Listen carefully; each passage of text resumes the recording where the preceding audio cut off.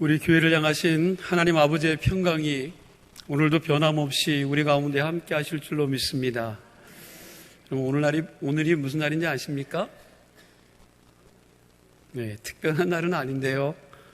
그저 제가 부임한 지 꼭 1년 되는 그런 주일 아침입니다. 오늘 저는 제가 부임했을 때 여러분들과 함께 나누었던 시편 1편 말씀을 여러분 다시 한번 나누려고 합니다. 다시 나누려고 하는 이유는 우리가 말씀을 듣기는 하는데 여러분 그 듣는 데서 그치지 말고 선포되는 말씀에 얼마나 믿음으로 반응하며 순종하고 있는지, 내 삶 가운데 어떠한 변화와 성장이 있는지, 아니면 여전히 제자리이거나 그것도 아니면 오히려 침륜에 빠져 뒷걸음질 치고 있는 것은 아닌지 다시 한번 여러분들의 신앙을 좀 점검해 볼 수 있는 시간이 되었으면 좋겠습니다.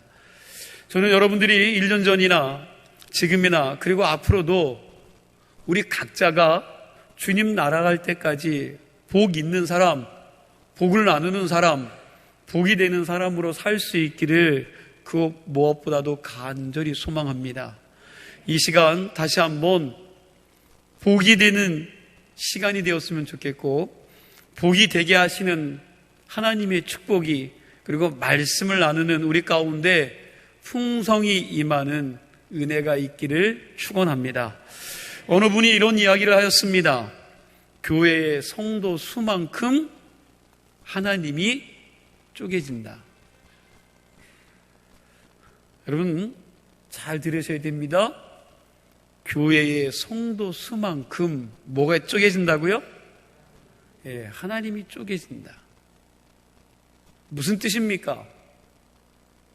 이것은 저마다 자기의 하나님을 섬기고 있다는 의미예요. 여러분, 자기의 하나님이 있다는 것입니다. 하나님에 대한 것만 그런 것이 아닙니다. 믿음에 대한 생각도 그렇습니다. 복에 대한 생각도 마찬가지입니다. 왜? 한 성경을 보면서 이렇게 갈라지는 걸까요? 똑같은 성경을 보는데 왜 이렇게 갈라집니까?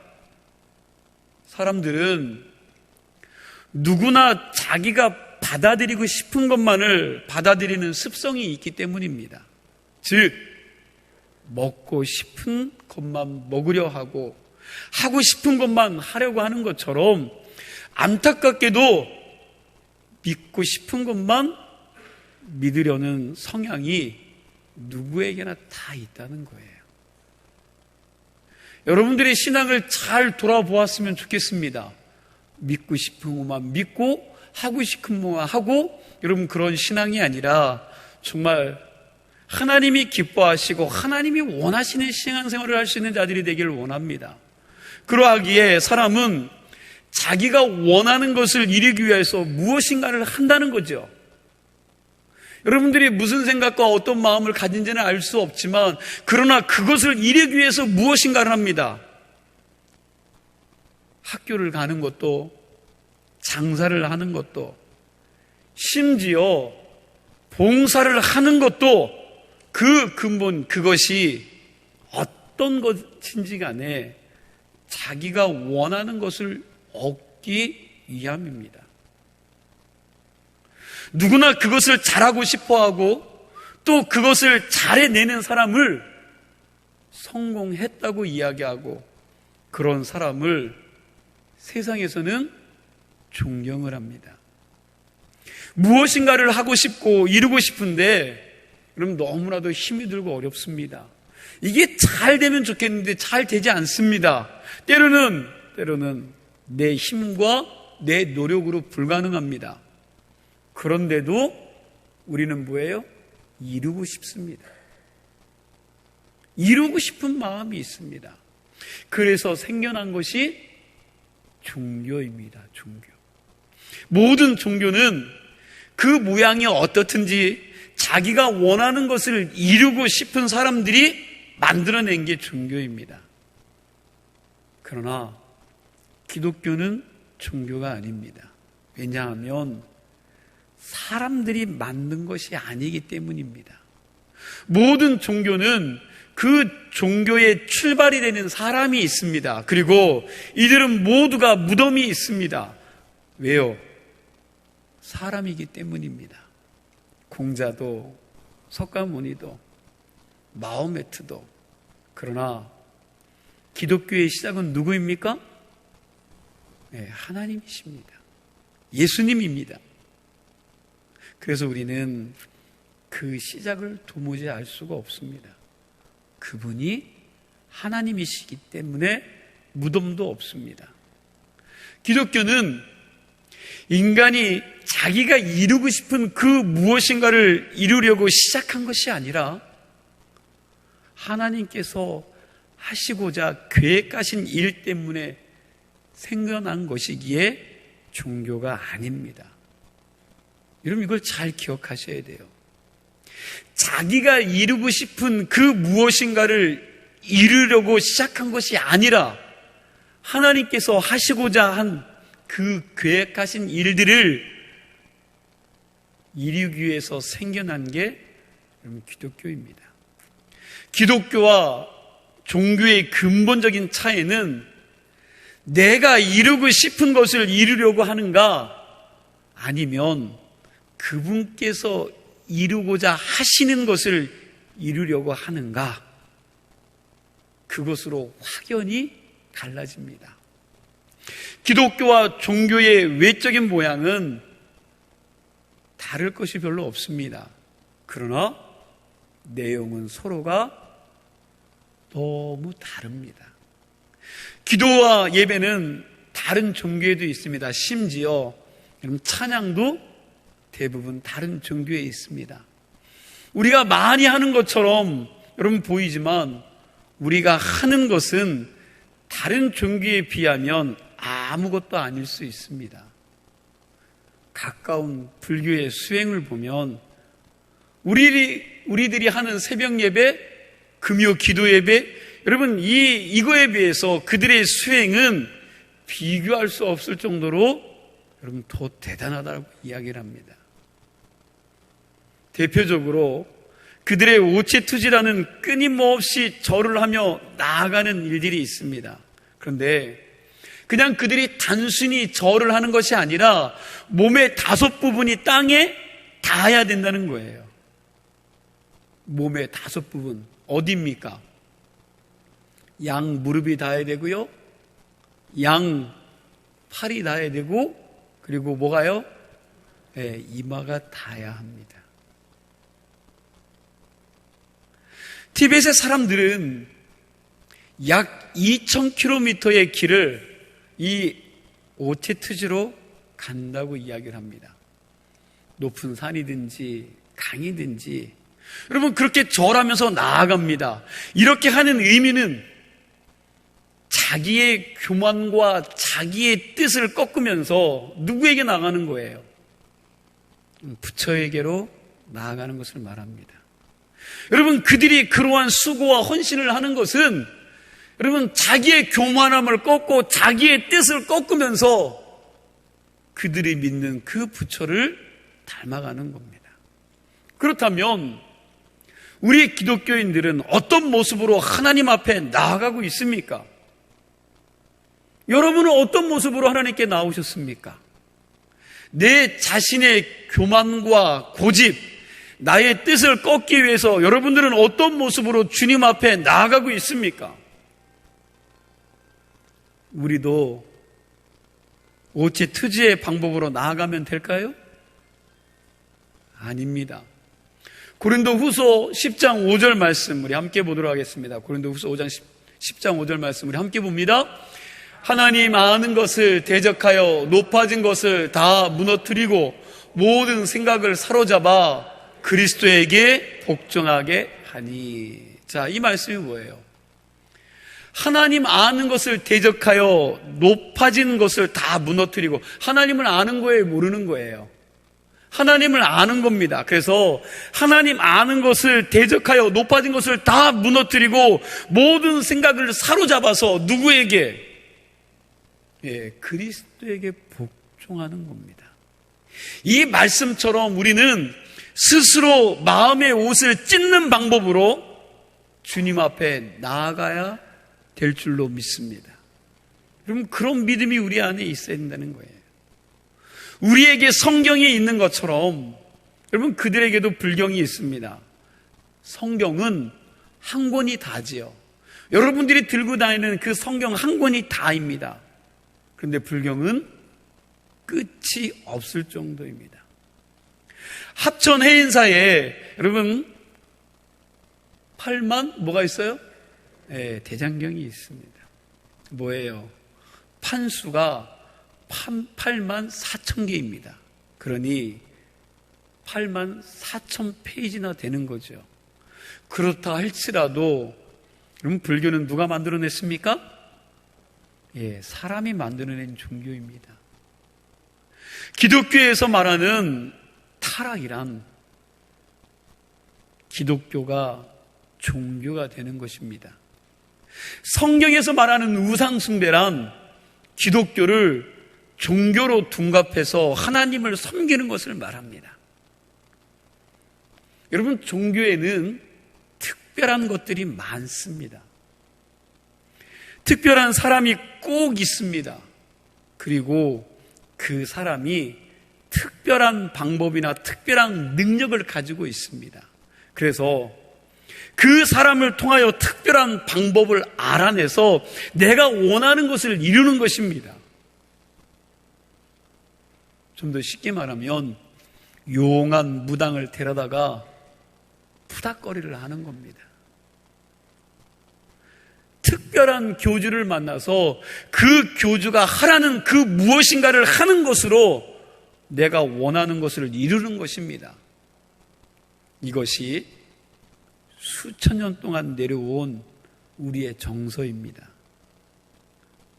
묘를 쓰려고 해도 여러분, 그 동네에 묘를 보는 특별한 사람이 있습니다. 그래서 그 사람이 요구하는 특별한 것이 있다라는 거예요. 시신을 매장하는데 반드시 시간을 지켜야 되고 방향을 봐야 되고 때를 봐야 합니다. 그리고 그때 그것을 봐서는 안 되는 때가 있습니다. 이사를 가려고 해도 마찬가지입니다. 이런 것들이 우리 정서에 맞습니다. 그래야 뭔가 신앙생활하는 것 같아 보입니다. 그런데 기독교는 이런 것들을 다 부정합니다. 기독교를 계시의 종교라고 합니다. 이게 무슨 뜻이냐? 다른 종교는 특별한 비법이 있습니다. 그리고 특별한 방법이 있고요. 특별한 사람이 있습니다. 그래서 그 특별한 사람에게만 그들의 신이 무엇인가를 말해줍니다. 모두에게 말해주는 게 아니라 그 특별한 한 사람에게 그 신이 말을 해준다는 거죠. 그래서 그 사람한테 가서 늘 물어봐야 됩니다. 이걸 해야 될까요? 말아야 될까요? 여러분, 그 특별한 사람에게 가서 꼭 묻습니다. 그러면 그 사람이 뭐라고요? 어떤 방법으로 하라고 알려줍니다. 그것을 따르면 내가 원하는 것을 이루거나 지금 내게 임한 이 화를 면하는 것입니다. 그러나 계시 종교라는 것은 이것입니다. 기독교는 모든 사람에게 다 알려줍니다. 특별한 것이 없습니다. 특별한 사람도 없습니다. 특별한 비법도 없습니다. 심지어는 예수님이라는 말과 하나님이라는 말을 전혀 들어보지 못한 사람에게도 이것은 다 들어있습니다. 그것을 성경에서는 양심의 법이라고 말씀하고 있습니다. 양심의 법. 로마서 2장 14절과 15절 말씀을 우리 함께 보도록 하겠습니다. 우리 함께 읽습니다. 율법 없는 이방인이 본성으로 율법의 일을 행할 때에는 그 사람은 율법이 없어도 자기가 자기에게 율법이 되나니 이런 이들은 그 양심이 증거가 되어 그 생각들이 서로 혹은 고발하며 혹은 변명하여 그 마음에 새긴 율법의 행위를 나타내요, 안 나타내요? 율법을 배운 적이 없는 이방인들에게도 이 율법이 어떻게 해요? 나타난대요. 뭐 때문에? 뭐가요? 예, 양심이 증거한다는 거예요. 하나님이 우리 안에 심어준 그 양심 때문에 여러분과 제가 분별해낼 수 있다는 겁니다. 그래서 예수님께서 말씀하셨습니다. 아주 위선적인 삶을 살아가는 바리새인들의 가르침이라 할지라도 그들이 행하는 것은 본받지 말아야 하지만 그들의 가르침이 바른 것이라면 그것을 따라야 한다라고 말씀합니다. 마태복음 23장 3절 말씀입니다. 함께 읽습니다. 그러므로 무엇이든지 그들이 말하는 말은 행하고 지키되 그들이 하는 행위는 본받지 말라. 그들은 말만 하고 뭐만 잘한대요? 예, 말만 잘하는 거예요. 오늘날로 말하면 말쟁이입니다. 말은 그럴싸합니다. 말은 대단한 것 같이 이야기합니다. 그런데 삶은 하나도 없습니다. 추하기 그지없고 더럽기 그지없습니다. 말만 잘할 뿐입니다. 그렇습니다. 중요한 것은 그것을 말하는 사람이 아니라 그 말이 진정 하나님의 말씀인가 아닌가가 여러분 중요하다라고 성경은 말씀하십니다. 특별한 것은 하나님의 말씀 그거밖에 없습니다. 그리고 하나님의 말씀은 누구나 들으면 고개를 어때요? 끄덕이게 돼 있습니다. 주의 말씀을 듣게 되면 그 말씀에 대해서 누구나가 그 말씀에 대해서 끄덕일 수밖에 없습니다. 왜? 우리 양심의 법이 이미 있기 때문에 깨달아지는 거예요. 말씀이 들어지면 여러분 깨달아지는 것입니다. 단 무엇만 있습니까? 모든 사람들에게 알려준 그것을 따르면서 사느냐 아니면 그렇게 살지 못하느냐 그것만 있을 뿐입니다. 하나님의 말씀은 절대로 어렵지 않습니다. 단 우리가 그렇게 살지 않기 위해서 그리고 그렇게 살지 않기 때문에 여러분 그 말씀이 어렵게 느껴지는 거지 하나님의 말씀은 하나도 어려운 게 없습니다. 하나님께서 우리에게 원하시는 것 그것을 우리가 이루어내는 것 그것이 우리 신앙의 목표이어야 합니다. 여러분들의 뜻이 이루어지는 것이 아니라 여러분들이 원하는 것이 이루어지는 것이 아니라 하나님께서 우리에게 원하는 것 그것을 우리가 이루어내는 것 여러분 이걸 신앙의 목표로 삼으시기를 부탁드립니다. 하나님께서 우리에게 원하시는 것이 무엇일까요? 여러분과 저에게 뭘 원하실까요? 우리는 무엇을 하는 것에 늘 초점을 가지고 있습니다. 그러나 그것이 아니라 우리가 어떤 사람이 되는 것입니다. 어떤 사람이냐? 성도라고 했습니다. 성도는 예수 그리스도를 마음에 모신 사람들로서 따뜻하고 기쁨이 넘치고 늘 생동감이 넘치는 사람입니다.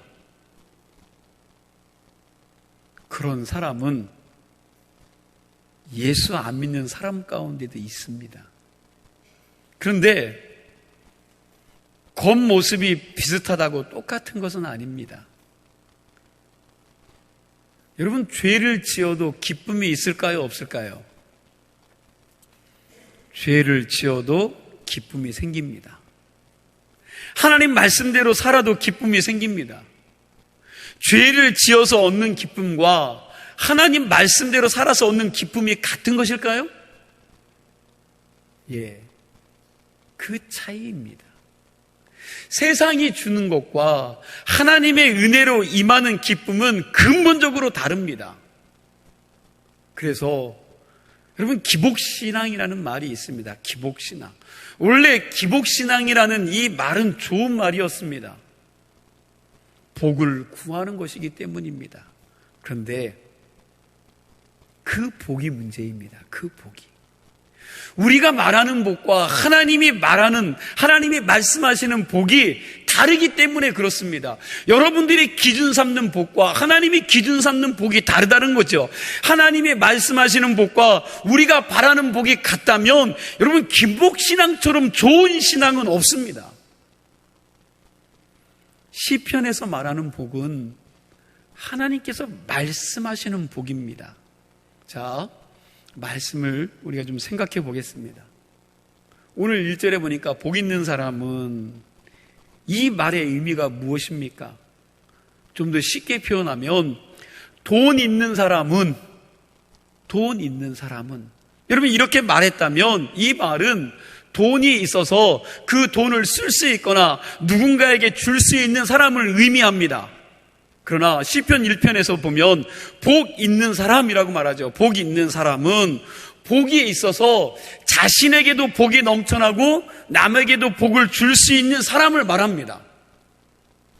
그러므로 이미 복은 받은 사람을 말하고 있습니다. 내가 복이라서 그냥 복이 확산되고 흘러가는 것을 말하는 것이 복이 있는 사람입니다. 성경은 우리를 복이라고 말하고 있습니다. 창세기 12장 2절 말씀을 우리 같이 읽겠습니다. 창세기 12장 2절 말씀입니다. 함께 읽습니다. 내가 너로 큰 민족을 이루고 내게 복을 주어 내 이름을 창대하게 하리니 너는 복이 될지라. 아멘. 너는 뭐가 되라고요? 예, 너는 복이 될지라. 여러분, 너는 복이 될지라, 이 말씀이 곧 너는 복덩어리다라는 그런 말씀입니다. 오늘 여러분들은 복덩이라는 말씀이에요. 그렇습니다. 너는 복을 받을 것이다가 아닙니다.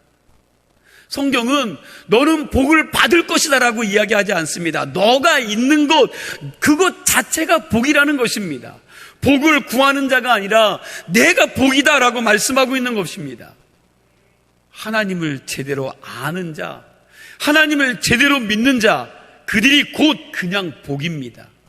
내가 복인데 복을 구하는 것, 그것이 아니라 내가 복이기 때문에 나를 세상에 주는 거예요. 여러분과 저를 세상에 주는 겁니다. 교회란 복덩어리입니다. 왜요? 왜 그럴까요? 그런 복들이 모여 있으니 복덩어리 아니겠습니까? 여러분, 주문진 감리교회가 복덩어리입니다. 왜요?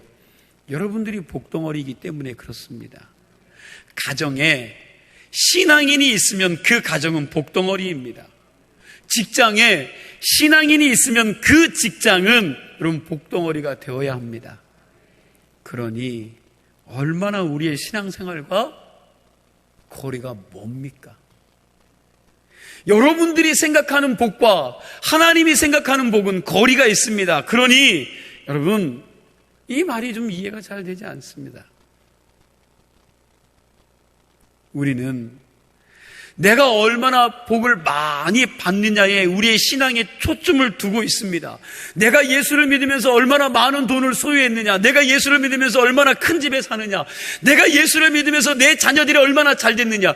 여러분, 끊임없이 여러분들의 생각하는 복의 초점은, 신앙의 초점은 거기에 두고 살아갑니다.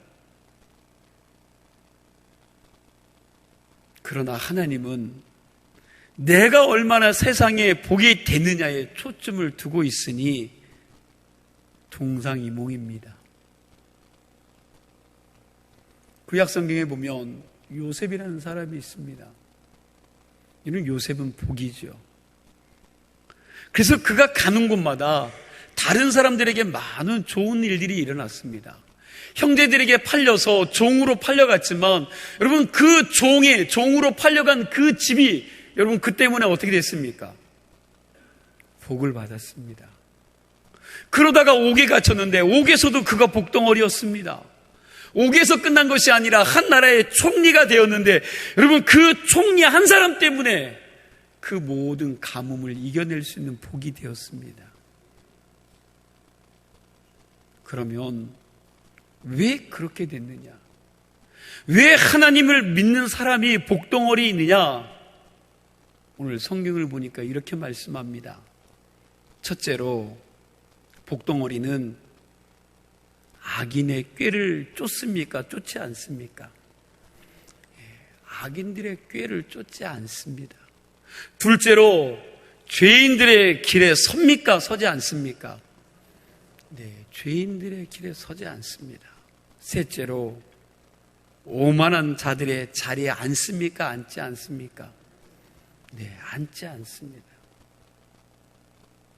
성경을 잘 보면 복 있는 사람은 늘 한 명입니다. 한 명.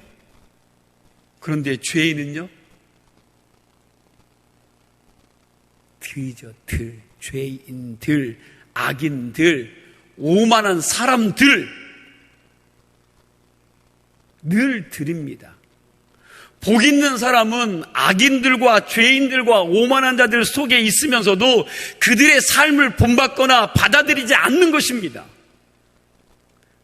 선한 영향력을 끼쳤지 악한 영향력에 할몰되지 않는다는 겁니다.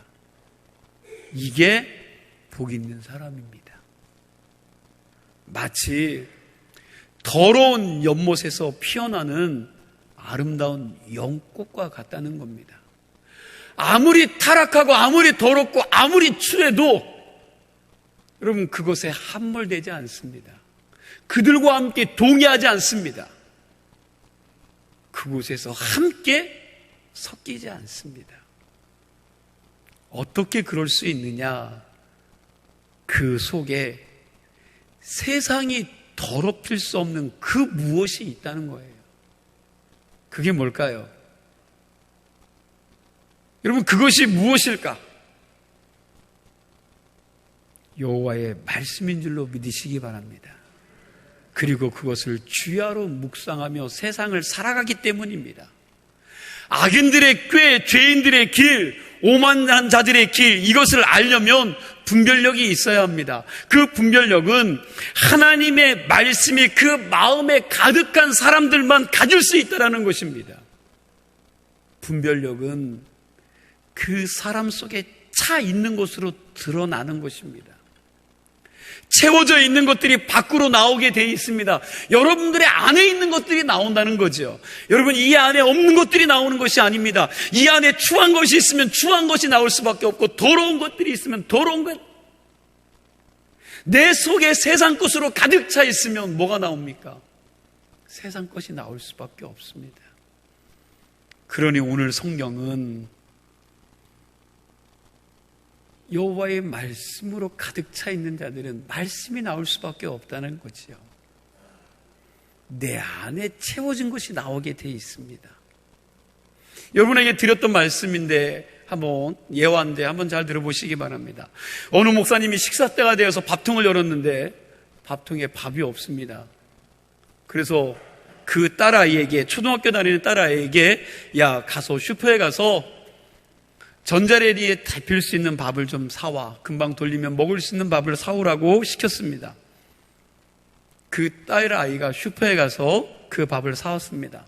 그러면서 자기 아빠에게 하는 말이 아빠, 나 이 속에 들어있는 밥알이 몇 개인지 안다? 그럼 다 들으신 얘기죠? 이 목사님이 깜짝 놀라서 묻습니다. 야, 너가 어떻게 그것을 알아? 그 딸아이가 대답합니다. 2,000개야. 왜요? 예. 어째서 그러냐고 물으니까 그 딸아이가 그 포장지에 쓰여져 있는 밥을 내놓으면서 2,000쌀이야. 2,000개야. 이러면 그렇게 그 포장지에는 2,000쌀밥이라고 쓰여 있던 겁니다.